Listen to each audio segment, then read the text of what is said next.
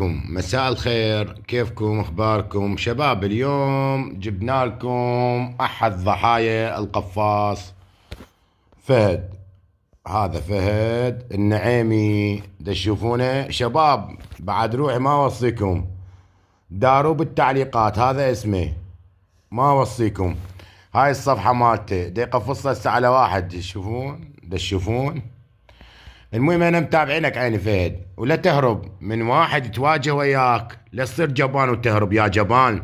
انت رجال كبير بالسن، عيب عليك، استحي. حتى ما اطيل عليكم، هاكم هذا مقطع الفيديو راح يوضح لكم كيف رسل لي رسالة على الخاص هذا الولد او الضحية مال فهد القفاص. تابعونا. السلام عليكم، كيفك؟ ماشي الحال؟ ليك أنا محمد، ما بعرف إذا بتعرفني. له عني حكى المرعب وفهد. كنت أدعم عندهم إذا كنت تشوفني. هدول اثنين نصابين.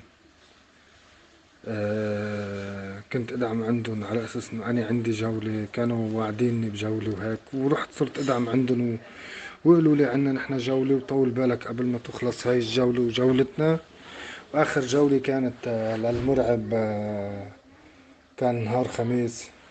قالوا لي بعدها بيومين بنعمل لك جولة، فراحوا عملوا لي حظر هن اثنين.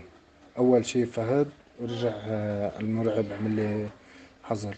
هول الاثنين اكلوا حقي، وانا صراحة كنتش فكر يعني بالموضوع، بس يعني عادة تدعم الناس كلها وتفوت وتدعم وهيك ما عندي مشكلة. بس اما واحد ينصب عليك ويضحك عليك تلاقيها صعبة، تلاقيها صعب كتير. فأنا بدي حقي منهم لهودي النصابين الصراحة يعني.